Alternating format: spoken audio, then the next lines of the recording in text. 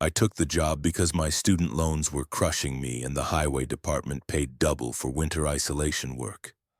$17 an hour became $34 when you agreed to stay in the mountains from November through March, alone, watching a tunnel that barely anybody used. The tunnel cut through Sawback Ridge at elevation 9,200 feet. Dot built it in 1983 after the old highway route killed 6 people in separate avalanche incidents over 2 winters. The tunnel was cheaper than constant snow removal and safer than exposure. Most traffic used the interstate 40 miles south now, but the tunnel stayed open for logging trucks, utility vehicles, and the occasional lost tourist. My supervisor was named Carver. He met me at the Mile 214 maintenance yard on a Tuesday in early November. The sky was white. The temperature was 28 degrees. He gave me 3 keys on a steel ring, a laminated badge, a radio programmed to Channel 9, and a blue 3-ring binder with DOT printed on the spine. "You'll monitor from the East Portal Station," he said.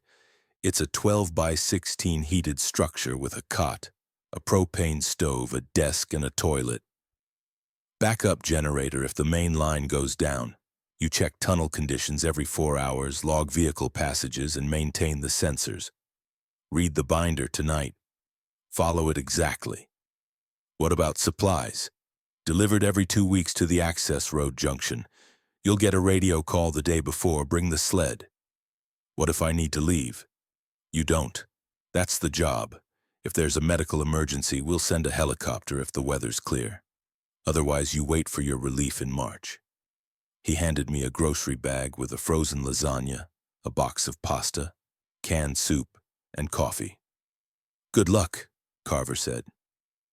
The access road was a 7-mile gravel track that switchbacked up from the highway. I drove my old Subaru as far as the 3rd mile before the snow got too deep. I loaded my duffel and the grocery bag onto the sled Carver had left chained to a tree and hauled it the rest of the way on foot. It took 2 hours. The East Portal Station sat 30 yards from the tunnel mouth, offset behind a concrete blast wall designed to deflect avalanche debris. The building was metal-sided, painted DOT orange, with a single window facing the tunnel entrance. The door had 2 locks. The first key opened the outer deadbolt. The second key opened the inner handle lock. Inside, it smelled like propane and old coffee. The cot was unmade. The desk held a computer monitor linked to the tunnel sensors, a logbook, a desk lamp, and a coffee mug with a brown ring inside. The propane heater ticked as it warmed. The walls were bare except for a fire extinguisher, a first aid kit, and a corkboard with a faded avalanche hazard chart. I sat on the cot and opened the binder. The first page was titled East Portal Monitoring Station, Operational Guidelines. Beneath it, in all capitals, "Read, completely before beginning first shift." I read. The guidelines were specific. 1. Perform a full visual tunnel inspection at 6 a.m., noon, 6 p.m., and midnight. Walk to the 300-yard marker inside the tunnel. Verify that all overhead lights are functioning and that no debris obstructs the roadway.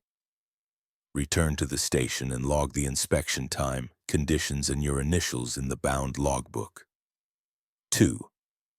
Between the hours of 11 p.m. and 5 a.m., do not enter the tunnel past the 50-yard marker. If lights malfunction during this period, note the failure in the log, but do not attempt repair until after 5 a.m. 3. Monitor the seismograph and wind sensors continuously. If the seismograph shows activity registering above 4 on the station scale, immediately radio Channel 9 and report. Do not investigate seismic events in person. 4. Vehicle passages must be logged with direction, time, and vehicle type.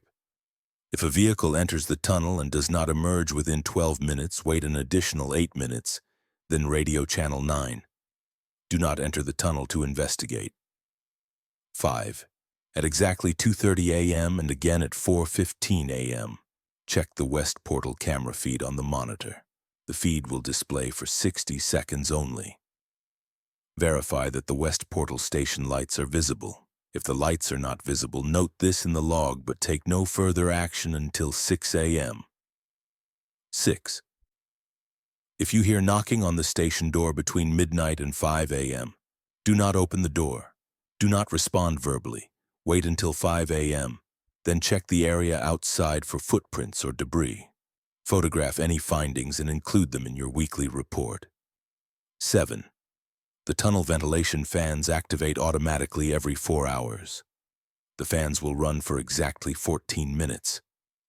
If you hear the fans running outside of this cycle, verify the time and check the ventilation panel inside the tunnel at the 50-yard marker. If the panel shows manual activation, radio channel 9 immediately. 8.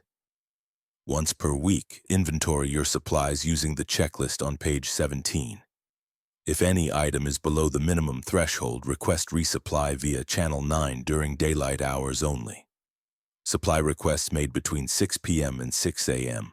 will not be honored. 9. The tunnel is equipped with 4 emergency call boxes at the 300-yard intervals. Test each call box weekly by pressing the red button and confirming a response tone. Do not use the call boxes for routine communication. 10. If you observe a person inside the tunnel who is not associated with a logged vehicle, do not approach them. Return to the station and radio channel 9 provide a description, location, and direction of travel. Do not re-enter the tunnel until instructed. 11. Do not adjust the thermostat in the station below 55 degrees or above 68 degrees. The propane tank holds a measured supply calculated for the season. Excessive heating will deplete your fuel before resupply is possible. 12. At the end of each week, complete the condition report form on page 23. Include all logged anomalies, equipment issues, and supply needs. Submit the report via radio on Sunday at 10 a.m. Exactly. 13. If the power fails, the backup generator will activate automatically. If the generator does not activate within 2 minutes, proceed to the generator housing behind the station and press the manual start button 3 times, waiting 5 seconds between each press. 14.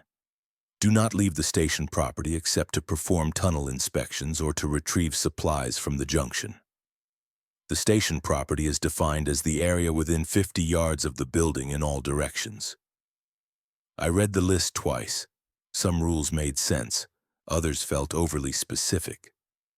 Why exactly 2:30 a.m. and 4:15 a.m. for the camera checks? Why not round numbers? Why the 20-minute total delay before investigating a vehicle that didn't emerge? Why not 15 or 30? I made coffee on the propane stove. I unpacked my duffel. I tested the radio on channel 9 and got static. The computer monitor showed 8 camera feeds, 4 inside the tunnel at different distances, 2 at each portal and 2 along the access road. The tunnel cameras displayed empty pavement lit by overhead fluorescents that stretched into white perspective.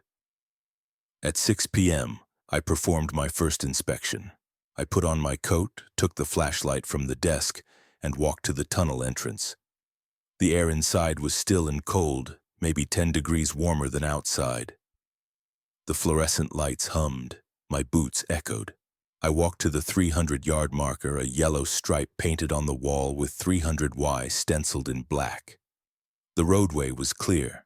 The lights were functioning. I counted them on the way back, 42 fixtures in 300 yards. I returned to the station and wrote in the logbook, 18 yards, tunnel inspection complete. All lights functional, no debris, no vehicles. Initials, JH. I heated the frozen lasagna and ate it from the plastic tray. I tried my phone, no signal. Carver had mentioned that the radio was the only communication. At midnight, I performed the second inspection, same procedure, same empty tunnel. I logged it. At 2:30 a.m., I sat at the desk and watched the monitor. At exactly 2:30, the West Portal camera feed appeared on the screen, replacing one of the interior tunnel views. The image showed a concrete structure identical to mine, lit by a single exterior floodlight. The light was on. I could see the orange door and the window. 60 seconds later, the feed switched back to the interior view. I wrote, 0230 HR's West Portal check complete. Lights visible. At 4:15 a.m., the same thing happened. 60-second feed, lights visible. I logged it. At 6 a.m., I did the inspection. I made more coffee. I watched the sky lighten through the station window. Nothing happened. The first 3 days were identical. I fell into the rhythm. Inspections, logs, meals, sleep in uneven shifts. The tunnel remained empty except for 2 logging trucks on Wednesday and a DOT utility truck on Thursday. I logged each one. Each emerged within 12 minutes. On Friday at 1:20 a.m., I heard knocking. I was half asleep on the cot when it started. 3 knocks, evenly spaced. A pause. 3 more knocks. I sat up. The knocking came from the door. I checked my watch. 1:23 a.m. Rule 6 said not to open the door or respond between midnight and 5 a.m. I stayed on the cot. The knocking continued. 3 knocks, pause, 3 knocks. It went on for 8 minutes, then stopped.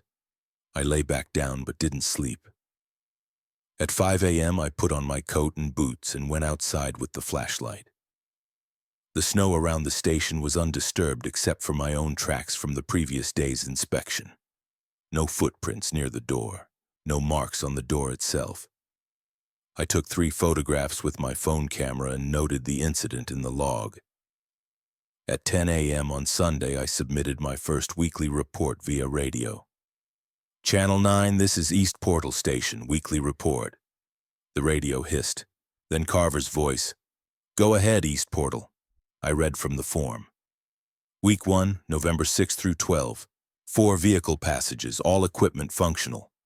1 anomaly, knocking on station door at 01:20 hours on November 11. No evidence of human presence upon exterior inspection. Supply levels adequate. No resupply needed. Over. Received, East Portal. Anomaly noted. Continue monitoring. Out. That was it. The knocking happened again on Tuesday at 1:17 a.m. Same pattern. 3 knocks, pause, 3 knocks. It lasted 11 minutes. At 5 a.m., I checked outside. No footprints, no marks. I logged it. On Thursday, the seismograph spiked. I was eating lunch when the monitor beeped. The seismograph reading showed 6.2 on the station scale. I grabbed the radio. Channel 9, this is East Portal Station. Seismic event reading 6.2 at 13:41 hours. Over. Static. Channel 9, do you copy? More static than Carver. Copy, East Portal. Event confirmed. Likely avalanche activity on north face. Remain in station. Monitor tunnel sensors. Report any pressure changes. Out. I watched the monitor. The pressure sensors inside the tunnel showed normal readings. At 6 p.m., I did my inspection. The tunnel was unchanged. But at the 300-yard marker, I found something. A glove. Brown leather, work style, lying in the center of the roadway.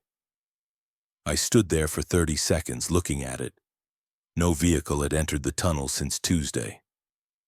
I had walked this exact path at noon and the glove wasn't there. I didn't touch it. Rule 10 said not to approach people inside the tunnel who weren't associated with logged vehicles. It didn't say anything about objects, but the implication felt the same. I walked back to the station and logged it. 18 HHRs, inspection complete. Foreign object observed at 300Y marker. Brown leather glove. No associated vehicle logged. Did not collect. At 10 p.m. I checked the monitor. The glove was gone. I stared at the camera feed. The 300-yard camera showed an empty roadway. I switched between camera angles. Nothing. I checked the vehicle log. No entries since Tuesday. I made coffee. I drank it too fast and burned my tongue. At midnight, I performed the inspection. I walked to the 300-yard marker. The glove was not there. The roadway was clean. I hurried back to the station. At 2:30 a.m., I checked the West Portal feed. The 60-second window appeared. The West Portal station was visible, but the floodlight was off. The image showed the building in darkness, barely distinguishable against the night. I wrote, 0230 HRs, West Portal check complete. Lights not visible. Rule 5 said to note it but take no further action until 6 a.m. I waited. I drank more coffee. I watched the clock. At 4:15 a.m., I checked the feed again. The light was back on. The West Portal station was clearly visible. I logged it. 0415 HRs, West Portal check complete. Lights visible. At 6 a.m., I radioed Channel 9. East Portal Station to Channel 9. Reporting West Portal light failure at 0230 hours. Light restored by 0415 hours. Over. Carver responded. Copy, East Portal. Generator may have cycled. West Portal is unmanned. Automatic systems only. Note any pattern. Out. Unmanned. I hadn't known that. I'd assumed someone else was doing the same job I was, watching from the other side. The second week was worse. The knocking on the door became regular. Every night between 1 a.m. and 2 a.m., sometimes later. Always the same pattern. 3 knocks, pause, 3 knocks. I stopped checking outside at 5 a.m. because there were never any footprints. On Wednesday, I found a different object in the tunnel. At noon inspection, there was an orange traffic cone at the 150-yard mark. It wasn't DOT equipment. It was faded, cracked plastic, the kind used by roadside construction crews decades ago. I logged it. I didn't touch it. At 6 p.m., it was gone. On Friday, the ventilation fans activated at 3:30 p.m. outside their 4-hour cycle. I noted the time and walked into the tunnel to check the panel at the 50-yard marker. The panel was locked, and the indicator light showed automatic mode, not manual. I radioed Channel 9. Carver told me to monitor and report if it happened again. It happened again at 9 p.m. That night, the knocking lasted 40 minutes. On Sunday, I submitted my weekly report.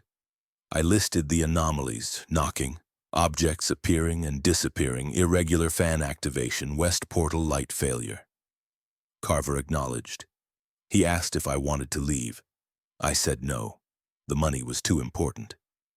Then follow the rules, Carver said. That's what they're for. Out. Week 3, the tunnel started changing. On Monday at noon inspection, I counted the lights from the entrance to the 300-yard marker. 44 fixtures, not 42.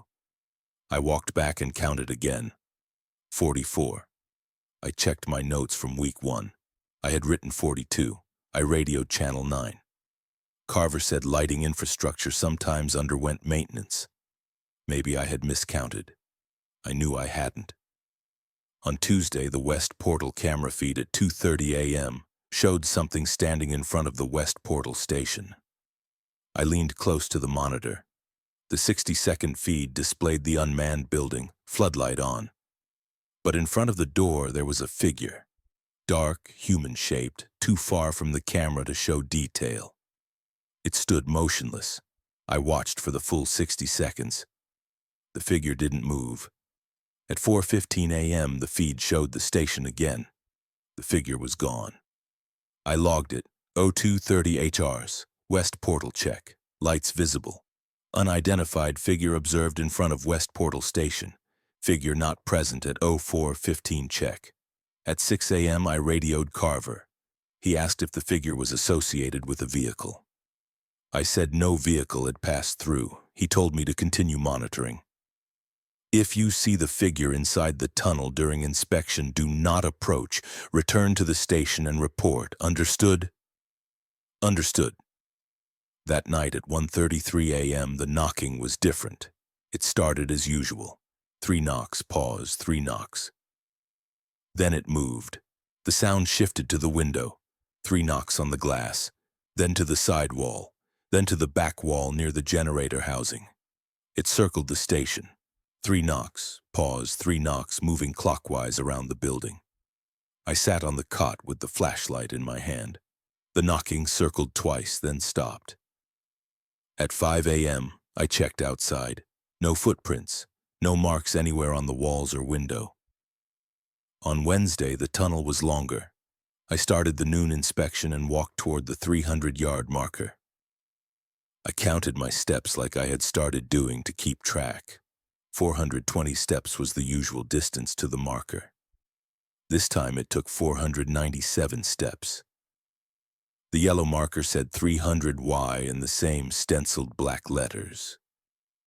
I walked back, counting. 497 steps.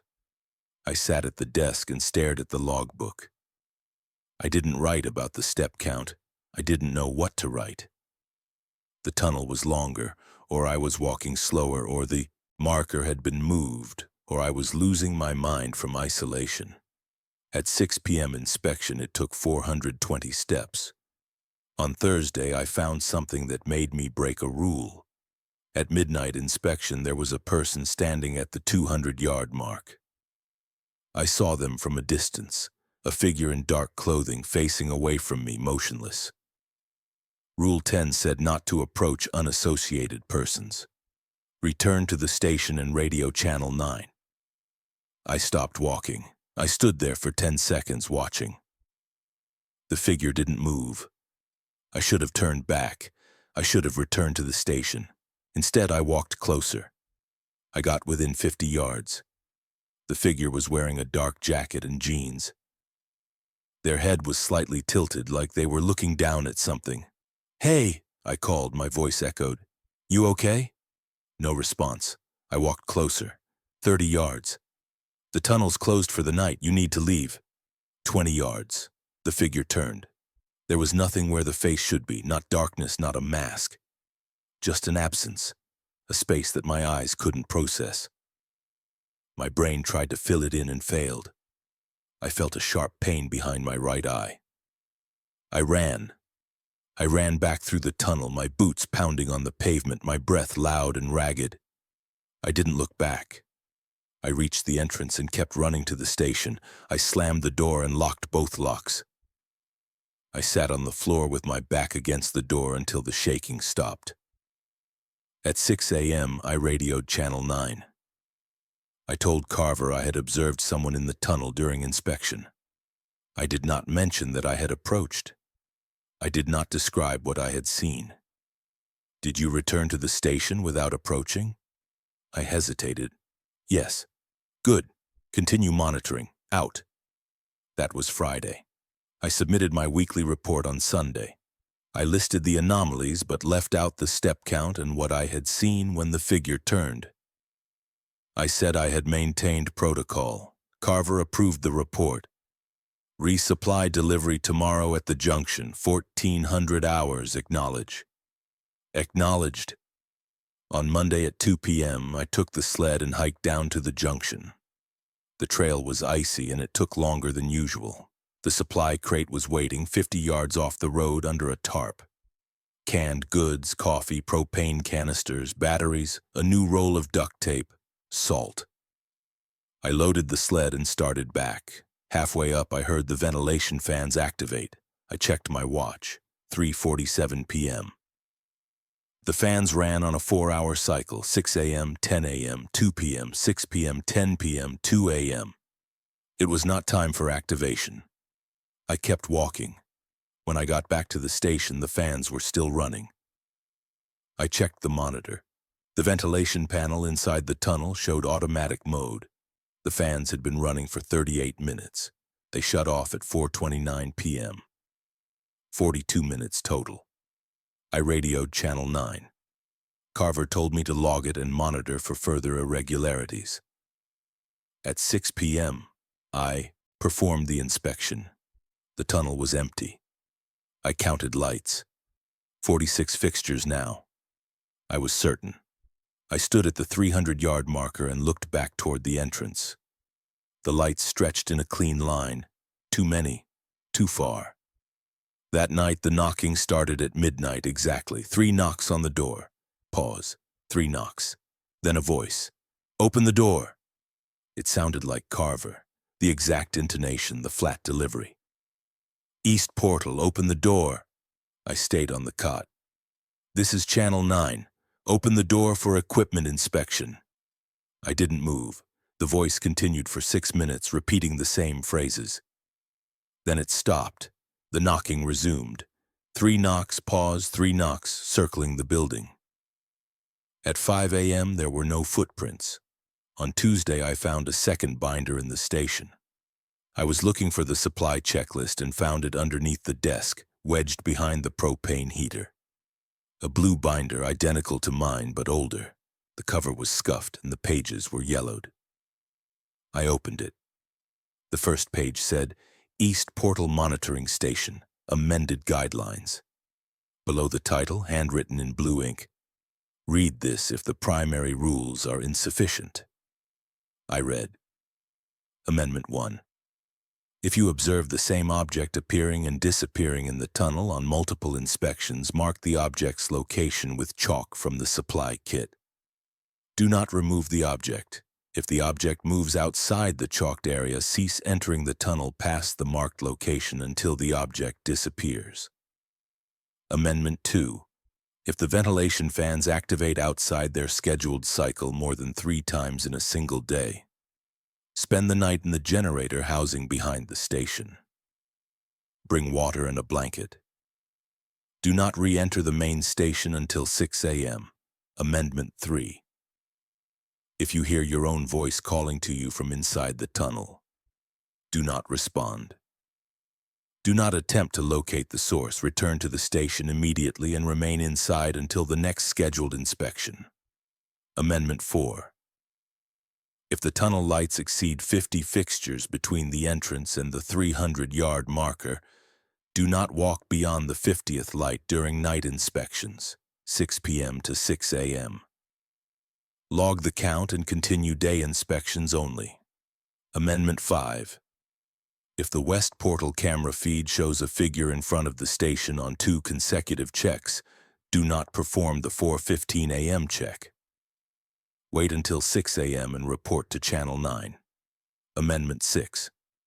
If the knocking on the station door persists for more than 30 minutes, move to the generator housing and wait until daylight.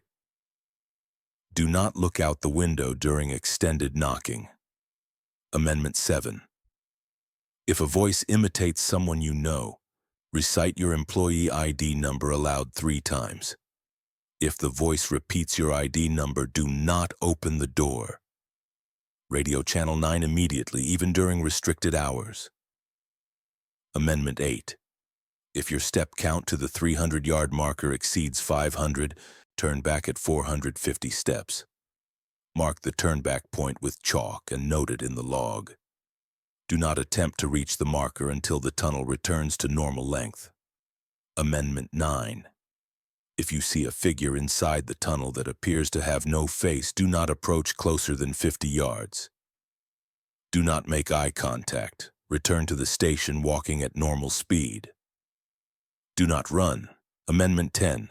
If the emergency call boxes activate without being pressed, unplug the station phone line from the junction box in the back panel. Leave it unplugged until the next supply delivery. I sat on the cot holding the binder. Amendment 9 described exactly what I had seen, but I had broken the distance rule. I had gotten within 20 yards. I checked the back panel behind the desk. There was a junction box with a single phone line plugged into it. I hadn't noticed it before. I left it connected. On Wednesday, I started following the amended rules. I counted lights during the noon inspection, 52 fixtures. Amendment 4 said not to walk beyond the 50th light during night inspections. I counted to the 50th light and marked the wall with chalk from the supply kit. It was at roughly 220 yards. At 6 p.m., I walked to the chalk mark and stopped. I logged it. 18 hours. Inspection to 50th light only per amended guideline 4. No debris observed to that point. At midnight, I walked to the chalk mark again. The tunnel was quiet. The lights hummed. I turned back. At 2:30 a.m., the West Portal feed showed the figure again standing in the same spot in front of the station. I watched for 60 seconds.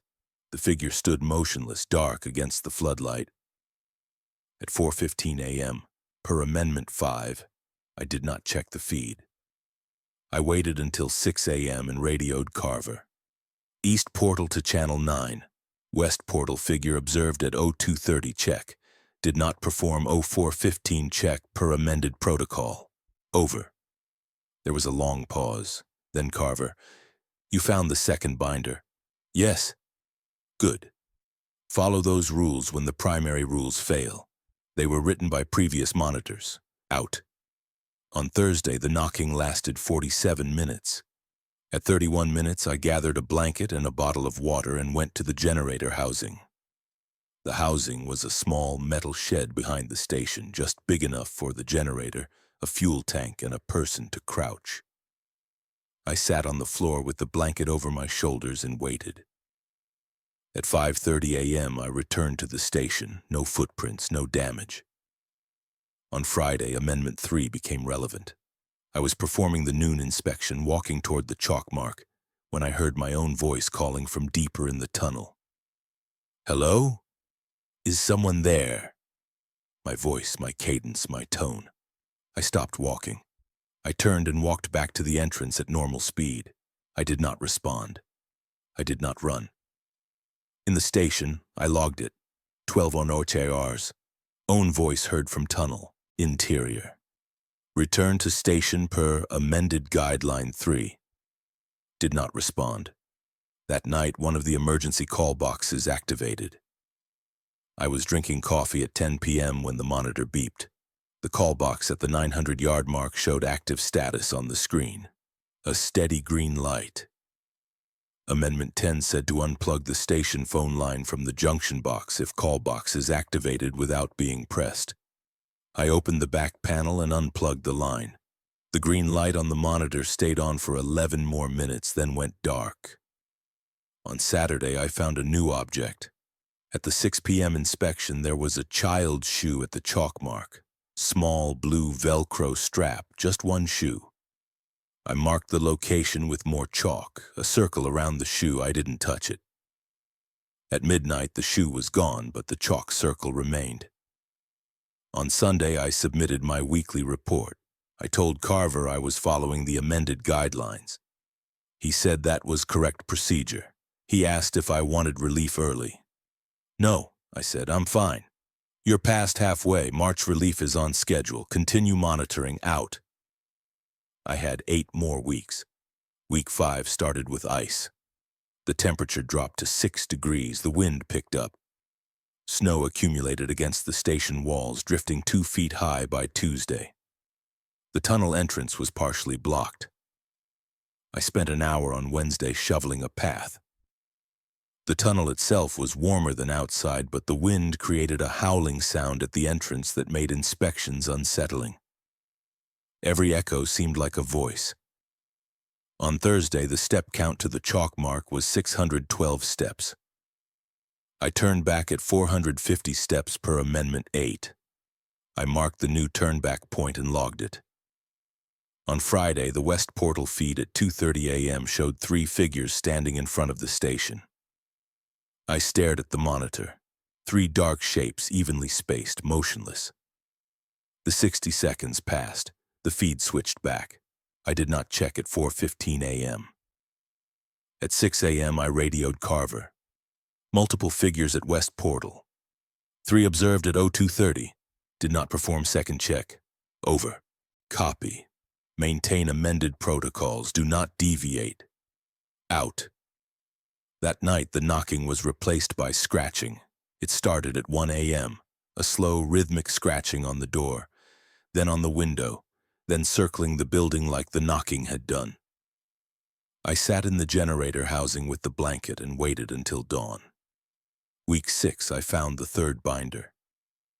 I was searching for extra batteries in the storage locker outside when I noticed a metal box bolted under the eaves of the station. I climbed on the propane tank to reach it. Inside the box was another binder, this one with a red cover.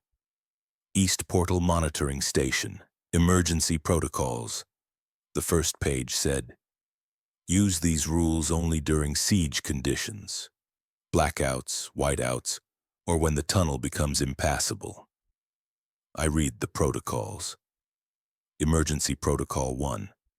If the main power and backup generator both fail during a storm, Light 3 road flares and place them in a triangle pattern 50 yards in front of the station entrance. The flares will burn for 20 minutes. Do not leave the triangle until the flares extinguish. Then return to the station immediately. Emergency Protocol 2. If you hear movement on the station roof during a storm, do not go outside to investigate.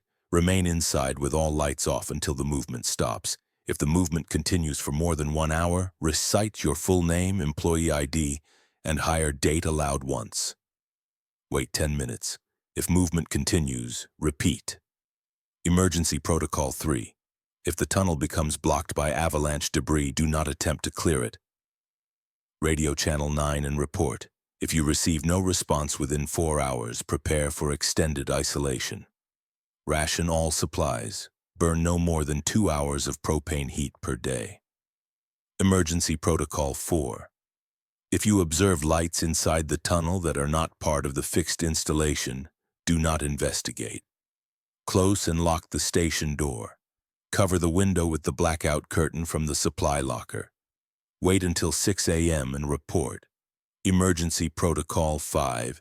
If during a whiteout you become disoriented between the station and tunnel entrance, stop moving. Count to 60. If you can see neither structure, drop to your hands and knees and crawl in a straight line until you contact a wall or building. Follow the wall until you reach a door. I put the binder in the station with the others. On Monday of week 6, the power failed. I was eating dinner at 7 p.m. when the lights went out. The propane heater kept running, but the monitor, the lamp, and the overhead light were dead. I waited. The backup generator was supposed to activate automatically within 2 minutes. 2 minutes passed. No generator. I put on my coat, took the flashlight, and went outside to the generator housing. I opened the metal door. The generator was cold. I found the manual start button and pressed it 3 times, waiting 5 seconds between each press. Nothing happened. I checked the fuel tank. Full. I checked the connections. Secure. I pressed the button 3 more times. The generator coughed but didn't start. I went back to the station. I lit a road flare and used it to find the box of flares in the storage locker. I counted 12. Emergency Protocol 1 said to light 3 flares in a triangle pattern if both power sources failed during a storm. It wasn't a storm yet, but the wind was increasing. I lit 3 flares and carried them 50 yards in front of the station. I placed them in a triangle, each flare about 15 feet from the others. The flares burned bright red, hissing. I stood in the center of the triangle and waited. The wind picked up. Snow began to fall, light at first, then heavier. The flares illuminated a small circle of white ground and swirling flakes. Beyond the light, everything was black. I checked my watch. 18 minutes had passed. At 20 minutes, the flares began to sputter. I waited until they went out completely, then walked back to the station. Inside, I locked both locks. I lit a candle from the supply kit and placed it on the desk. The propane heater provided enough warmth to keep the temperature at 50 degrees. I couldn't perform inspections without the flashlight, and I didn't want to waste batteries. I decided to wait until morning. At 1:30 a.m., something climbed onto the roof. I heard it clearly. Footsteps, heavy and deliberate, crossing from one side of the roof to the other, not wind, not debris. Footsteps. Emergency Protocol. 2 said to stay inside with lights off if I heard movement on the roof. I blew out the candle. The footsteps continued, back and forth, pacing. I sat on the cot in the dark and waited. After 1 hour, the footsteps were still pacing. I recited aloud, James Henry Watkins, employee ID 472891, hire date November 1st, 2024. I waited 10 minutes. The footsteps continued. I recited it again. The footsteps stopped. I sat in the darkness, listening. The wind howled. The propane heater ticked. Nothing moved on the roof. At 5 a.m., I lit the candle and checked outside. There were no footprints on the ground around the station. The snow was smooth except for my own tracks from the flare triangle. I climbed onto the propane tank and looked at the roof. The snow there was also undisturbed. At 6 a.m. I tried the radio. Dead, no power. At 8 a.m. I tried the generator again. This time it started on the second press. The lights came back on. The monitor flickered to life. The radio crackled with static. I radioed Channel 9. East portal to Channel 9. Power failure overnight, approximately 1900 hours to 0800 hours. Generator required manual start. Over. Carver responded immediately. Copy East portal. Power grid failure due to storm damage on the western ridge. Are you operational? Yes, all systems restored. Acknowledged. Storm system moving through. Expect wind speeds up to 70 miles per hour. Remain in station except for required inspections. Out. The storm hit hard on Tuesday. The wind screamed. Snow came horizontal, piling against the station's east wall in drifts that reached the window ledge. I shoveled twice to keep the door accessible, but the drifts reformed within hours.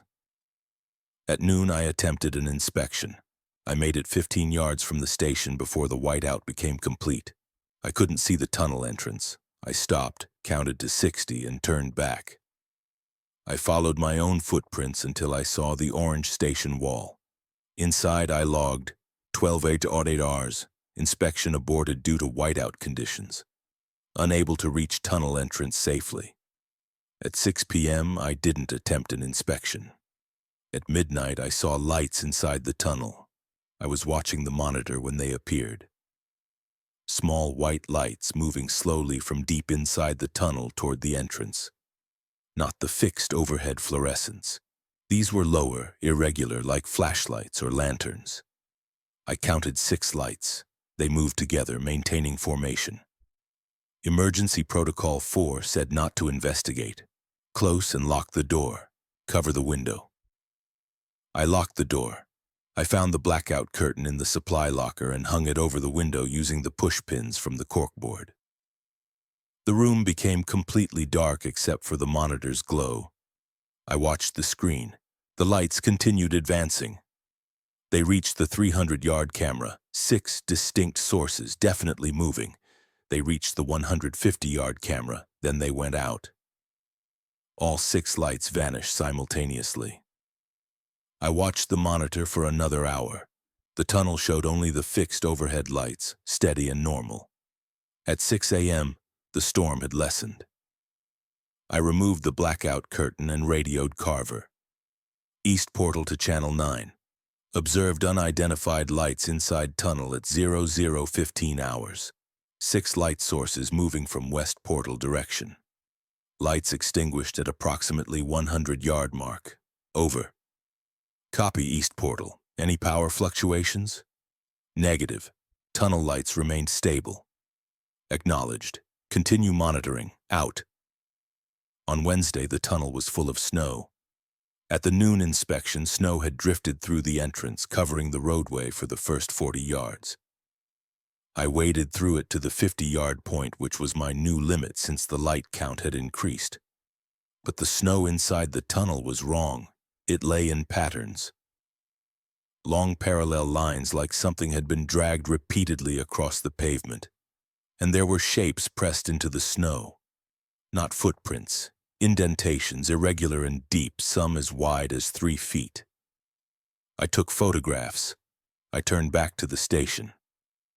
At 6 p.m., the snow inside the tunnel was gone. The roadway was dry and clear as if it had never been there. On Thursday, I received new supply delivery notification via radio.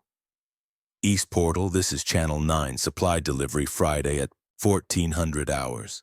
Acknowledge. Acknowledged. Storm has damaged access road junction. Delivery will be made by snowmobile to the 50-yard mark on the access trail. Be advised, you'll need to transport supplies uphill. Over. Understood. Out. On Friday at 2 p.m., I took the sled and hiked down the access trail. The snow was 4 feet deep in places. It took 90 minutes to reach the 50-yard mark. The supply crate was there, along with a smaller box marked Emergency. I opened the emergency box. Inside were 3 more road flares, a second flashlight, batteries, a first aid kit upgrade, and a sealed envelope. I opened the envelope. Inside was a handwritten note on Doughty letterhead. Monitor Watkins, you have exceeded standard performance metrics. Relief is available if requested. Respond via Channel 9 by Sunday 10 a.m. if you wish to withdraw. Otherwise, continue to march as scheduled. Carver. I folded the note and put it in my coat pocket. I loaded both crates onto the sled and hauled them back uphill. It took 2 hours. That night at midnight, the knocking returned. It started as usual. 3 knocks, pause, 3 knocks. But this time, after the third sequence, there was a voice. James? My father's voice.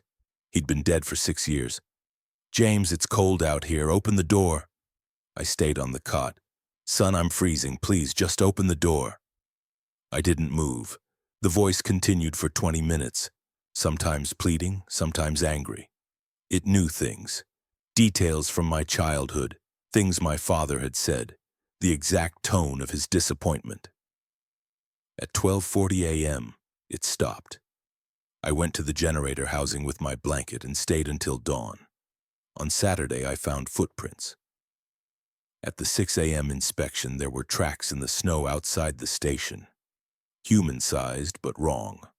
The stride was too long, 7 feet between steps, and the prints were facing backward, toes pointing toward the tree line, heels toward the station. I took photographs. I measured the stride with the tape measure from the supply kit. 7 feet 2 inches on average. I radioed Carver at 6:15 a.m. East portal to Channel 9, footprints outside station. Unusual stride length and reversed orientation. Over. Copy. Maintain amended protocols. Do not follow the tracks. Out. Understood. One more thing. Regarding relief offer, I'm staying. Over. Silence for 5 seconds, then acknowledged. Continue to march. Out. Week 7 was the longest. The step count to my chalk mark fluctuated wildly. Monday, 523 steps. Tuesday, 371 steps. Wednesday, 649 steps. I marked each turnback point and logged the variations. The West Portal camera feed showed figures every night. Sometimes 1, sometimes 5 or 6 standing in formation in front of the unmanned station. I stopped checking at 4:15 a.m. as per amended protocol. The tunnel lights increased to 62 fixtures. On Thursday, I heard digging. It was 3 a.m. A steady scraping, rhythmic and mechanical, coming from beneath the station floor. I lay on the cot and listened. It sounded like metal on frozen earth. The sound moved from the northwest corner toward the center of the room, then stopped directly under my cot. I moved to the desk chair. The digging continued for 45 minutes, then ceased. At dawn, I checked outside and underneath the station from every angle I could access. The ground was frozen solid, no disturbance. On Friday, one of the tunnel cameras failed.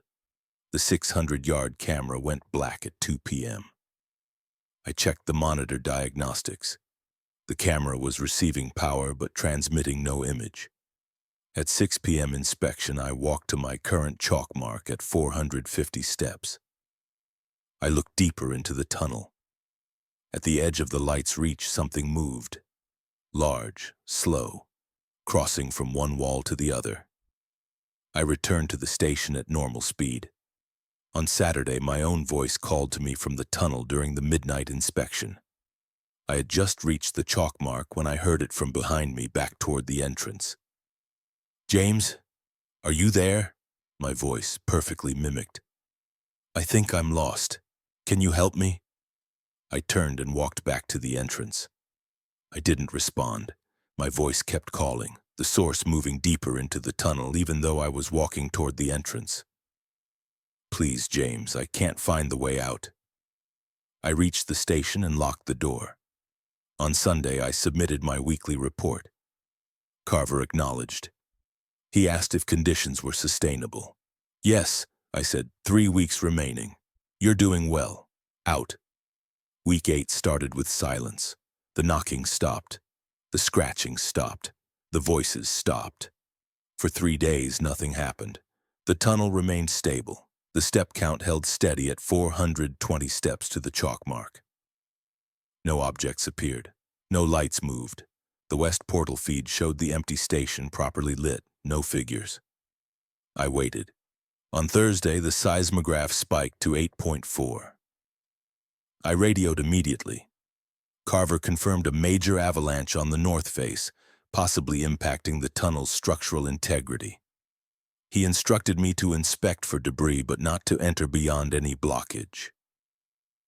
At 6 p.m., I walked into the tunnel. At 200 yards, I found the wall. Snow and ice and rock, floor to ceiling, completely blocking the passage. The avalanche debris filled the tunnel. I couldn't see how deep it went. I took photographs. I measured the face of the debris, 23 feet wide, reaching the full height of the tunnel. Emergency Protocol 3 said not to attempt clearing it. Radio Channel 9 and report. I returned to the station and radioed Carver. East portal to Channel 9, tunnel blocked by avalanche debris at approximately 200 yards. Full obstruction, ceiling to floor, unable to assess depth. Over. Copy East portal. Clearing crew will be dispatched when weather permits. Estimated arrival 5 to 7 days. Prepare for extended isolation. Ration supplies. Confirm fuel levels. Over. I checked the propane tank gauge. 70% remaining. Fuel at 70%. Food supplies adequate for 14 days with rationing. Over. Acknowledged.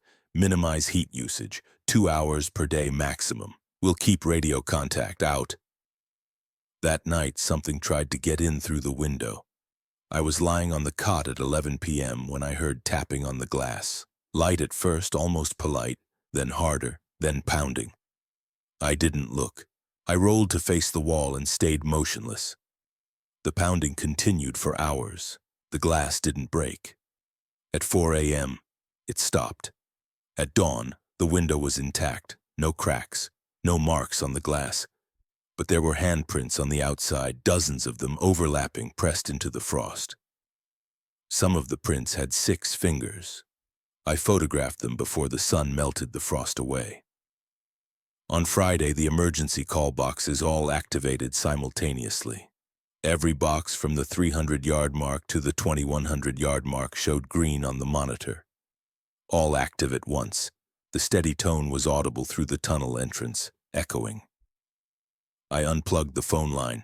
The green lights stayed on for 6 hours, then went dark one by one from farthest to nearest. On Saturday, I heard the digging again, but this time it was outside. The sound came from the north side of the station, rhythmic scraping, metal on frozen earth and stone. It started at midnight and continued until 3 a.m. At dawn, I found a hole. 20 feet from the station's north wall, something had dug into the permafrost. The hole was 4 feet wide and at least 6 feet deep. I couldn't see the bottom. The excavated earth was piled in a neat ring around the opening. I took photographs. I measured the hole dimensions. I logged it. At noon, the hole was filled. The earth was smooth, packed hard, as if nothing had been disturbed. On Sunday, Carver radioed with an update. East Portal, this is Channel 9. Clearing crew delayed by weather. Estimated arrival now 10 to 12 days. Confirm supply status. Over. I checked my inventory. Food adequate for 9 more days with current rationing. Propane at 62%. Battery sufficient. Over. Copy. Emergency resupply will be attempted via helicopter if weather clears. Monitor Channel 9 for updates. How are you holding up? I looked at the logbooks, the 3 binders, the photographs on my phone, the chalk marks on my hands from measuring and marking. I'm fine, I said. Acknowledged. Out. Week 9 was the siege. On Monday, the power failed again. This time, the generator wouldn't start at all. I pressed the manual start button 15 times. Nothing. I lit candles. I set up the road flares in the triangle pattern. I stood in the center for 20 minutes while the wind howled and snow fell. When the flares died, I returned to the station. I sat in the dark with one candle and rationed heat. 2 hours in the morning, 2 hours in the evening. On Tuesday, all the camera feeds went dead. The monitor stayed powered by some backup battery, but every camera showed black screens. I couldn't see the tunnel interior, the portals, or the access road. I was blind to everything outside the station. On Wednesday, the scratching on the roof came back. It started at 1 a.m. and didn't stop. For hours, something moved across the roof back and forth, scraping and dragging. I recited my name, ID, and hire date every hour. The scratching never stopped. At dawn, it was still going. At 10 a.m., it finally ceased. I climbed up to look at the roof. The metal was scored with deep gouges, parallel lines 3 at a time, like claw marks. The marks covered the entire surface. On Thursday, I heard them in the tunnel. Footsteps, multiple sources, heavy boots on pavement, echoing. They started at the avalanche blockage and moved toward the entrance. Slow, steady, perfectly synchronized. I locked the door. I covered the window with the blackout curtain. The footsteps reached the entrance. They stopped. Silence for 10 seconds. Then they started circling the station. Around and around. I counted. 16 distinct sets of footsteps moving in lockstep, circling clockwise. They circled for 3 hours. Then they stopped. When I removed the curtain, there were no tracks in the snow. On Friday, Carver radioed. East Portal, this is Channel 9. Helicopter resupply approved. Drop scheduled for tomorrow, 1400 hours. Mark the LZ with flares. Acknowledge, over. Acknowledged, will mark LZ over. Clearing crew now estimated at 4 more days. Can you hold? I looked at my supplies, 3 cans of soup, half a bag of coffee, 1 propane canister, 4 candles, 8 flares. Yes, I said, and good man, out. On Saturday at 2 p.m. I heard the helicopter. I lit 4 flares and arranged them in a square 50 feet on each side in the clearing east of the station. I stood in the center and waited. The helicopter came in low through heavy clouds. I saw the DOT markings on the side. A figure in the open door threw out 2 crates attached to parachutes. The chutes deployed. The crates landed inside the flare square. The helicopter banked away and disappeared into the clouds. I dragged the crates to the station. Food, propane, batteries, medical supplies, and a new radio. I installed the new radio and tested it. Clear signal. East Portal to Channel 9. Resupply received. New radio operational. Over. Copy. East Portal. Clearing crew launches tomorrow morning. ETA 36 hours. Hold tight. Out. That night was the worst. At midnight, they tried everything, knocking, scratching, voices, my father, my mother, my college roommate, my ex-girlfriend, Carver. All of them calling to me, pleading, demanding, threatening. The roof footsteps, the circling footsteps, the digging underneath. The window pounded until I thought it would shatter. I sat on the cot with the blanket over my head and waited. At 3 a.m., something spoke through the door in a voice I didn't recognize. James Henry Watkins, employee ID 472891. You're doing very well. Just open the door and it will all be over. You can rest. I stayed silent. You followed the rules perfectly. You deserve a reward. Open the door. I didn't move. We've been watching. You're the best one yet. Open the door. I closed my eyes and waited. At 5 a.m., everything stopped. Complete silence. No wind. No sounds from the tunnel. Nothing. I waited until 6 a.m., then opened the door. The snow was smooth. No footprints. No marks. The tunnel entrance was visible in the gray dawn light, the avalanche debris still blocking the passage 200 yards inside. I radioed Carver. East Portal to Channel 9, requesting confirmation of clearing crew status. Over. Copy East Portal. Crew departed 0600 hours. ETA your location 1800 hours today. Over. Understood. Out. I spent the day preparing. I organized all 3 binders on the desk. I updated the logbooks with every incident, every measurement, every observation. I compiled the photographs. I wrote a summary of each amended protocol and which situations triggered it. At 6 p.m., I heard the snow machines. 2 snowmobiles arrived, pulling equipment sleds. 4 people in heavy gear. One of them was Carver. He came to the station while the others assessed the tunnel blockage. "Watkins," he said, "you made it." "Yes, sir." He looked around the station. He saw the binders, the logs, the neat stack of documentation. He nodded. "The crew will clear the tunnel tomorrow. You'll be relieved in 48 hours. Your replacement is being briefed now." "I have notes," I said, "for whoever comes next." "Good. That's how it works." He picked up the red binder. "You use the emergency protocols?" "Yes." "How bad did it get?" I thought about what to say. About the figures, the voices, the footsteps, the digging, the things that circled the station for hours. About counting steps in a tunnel that changed length. About standing in the flare triangle while something watched from the darkness. "Manageable," I said, "if you follow the rules." Carver almost smiled. "That's what everyone says." He left me alone. The clearing crew worked for 2 days using heated equipment to cut through the avalanche debris. The tunnel reopened on Monday. 3 logging trucks passed through on Tuesday, business as usual. A replacement arrived on Wednesday at noon. Her name was Torres. She was 26, graduate degree in environmental science, 3 months behind on rent. Carver briefed her at the junction while I packed my gear. Before I left, I added a page to the blue binder. Read all 3 binders completely before your first shift. Trust the rules even when they don't make sense. Don't investigate things that don't concern your job. Count everything. Measure everything. Write it all down. The tunnel will change. The rules account for this. Follow them exactly. If something uses your voice, don't answer. If something uses someone else's voice, don't open the door.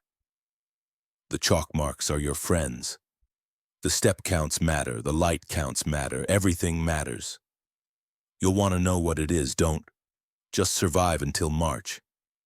You can do this, the pay is worth it. Trust the rules. J.H. Watkins, Monitor, November-March, 2024-2025. I left the binder on the desk next to the logbooks.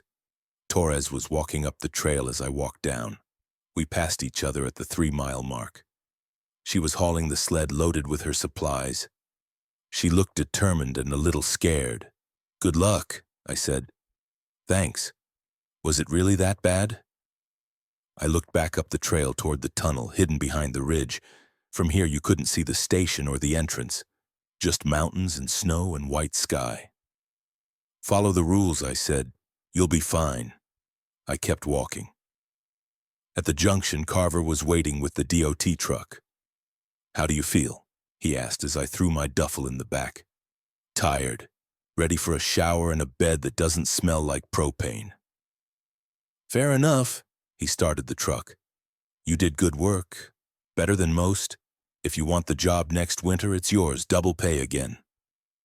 I watched the mountains recede in the side mirror as we drove down toward the highway.